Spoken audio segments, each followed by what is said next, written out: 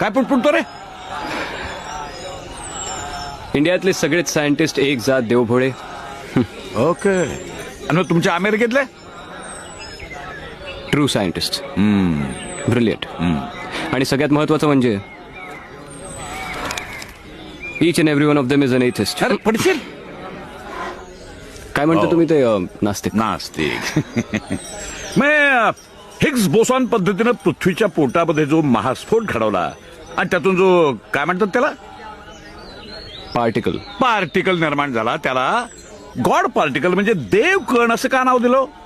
अरे देव भोळेपणा नाही का? अरे मी पेटंट दिलं होतं का माझं नाव वापरण्यासाठी? पृथ्वीच्या निर्मितीच्या मुळाशी जाणारं एक अत्यंत महत्वाचं एक्सपेरिमेंट होतं ते. त्या विज्ञानाच्या टिमक्या माझ्यासमोर गाजवायच्या नाही तर. गॉड पार्टिकल, देवकट असं नाव का दिलं?